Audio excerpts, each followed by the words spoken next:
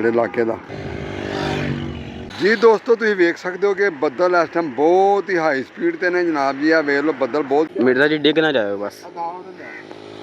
Video ना जुड़े रहा जी, तो पूरा विलाग दिखावांगे जी। अस्सलाम वालेकुम दोस्तों, क्या हाल है? ठीक है, मैं हूं आपका मिर्ज़ा फ़खर। आज का विलाग हम आपको दिखाएंगे ये जो पानी की तबाहकारियाँ और पानी से क्या क्या नुकसान हुए हैं। मैं इस वक्त खड़ा हूँ तौड़ियाँ वाली साइड, बन बाजवा तौड़ियाँ वाली साइड। पीछे ये देखें, इधर दखन वाली साइड है, ये सारा पानी में डूबा हुआ है। तो ये देखें जितनी भी इधर की फसल है सारी तबाह बर्बाद हो गई है। फसल में मकई की फसल है और अपना ये चावलों की फसल, जो धान की फसल होती है, वो सारी तबाह हो गई है। और दूर तक आप देख रहे हो वो सारे डेरे जो पानी में थे ना, वो सारे डूब। ये मैं जूम करके दिखा रहा हूँ आपको। जूम करने से ना इसका रिज़ल्ट ज़रा थोड़ा सा माड़ा हो जाता है, इसलिए मैं जूम नहीं करता।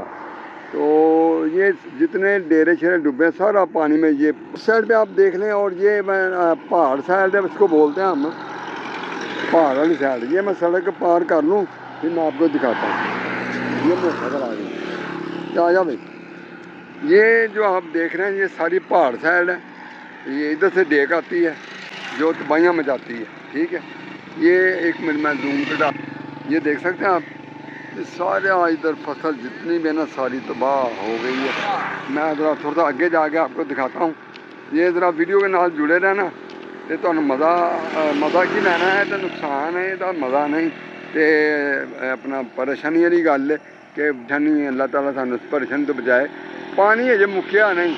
अब देखो ना जिन्नी फसल दूर दूर तक तो नज़र आ रही है, सारी तबाह बर्बाद है। बन बाजवा तो जनाब जी तौड़ियाँ की साइड सारी डुबी पई है, सारा फसल तबाह हो गई है। दूर दूर तक जिन्ने भी डेरे ने सारे डुबे ने। कई डेरिया की कंधां डिग पईयां ने, कई डेरे डिग पे ने, तो बड़ा नुकसान होया। डंगर बड़े मरे ने, डंगरां दा बड़ा नुकसान होया। मैनू ना इधर से बड़ी स्मैल आ रही है। स्मैल से लगता है कि कोई ना कोई इधर डंगर मरा हुआ पड़ा हुआ। तो ये देखना आप, मैं नाले की सूरत हाल दिखाता हूँ।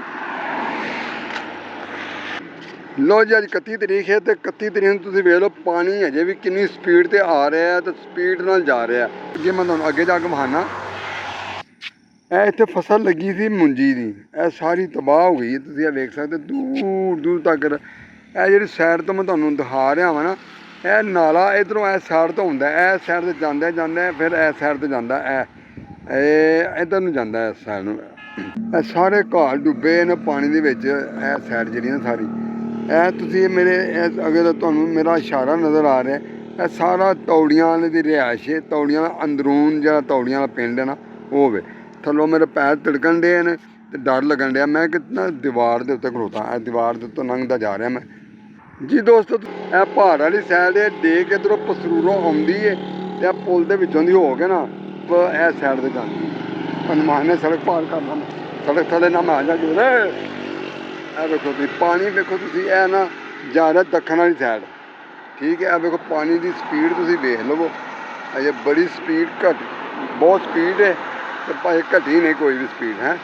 तो बाकी आ वेख लो बदल अजे उत्ते, बदल भी उंज ही ने सारे चार सवेरे बदल बुदल इंज ही ने। दुआ करो यार, दुआ करो रब की दात माफ़ी दे दे। अल्लाह पाक हूँ बड़े नुकसान हो गए हैं, बड़े डंगर रुड़ गए हैं, डेरे तबाह हो गए हैं, फसलां रुड़ गई हैं।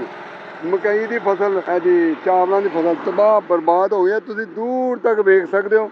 मैं तुहानू ये कहूँगा यार दुआ करो रब अगे अल्लाह ताला माफ़ी दे दे। तो हो सकता मुमकिन थोड़ी दुआ कबूल हो जाए। तो वीडियो लाइक शेयर तो कमेंट कर दो, वीडियो शेयर करो। तौड़ियां वाले हो, बन वाले हो, थोड़ी वीडियो बनाइए शेयर करना जी।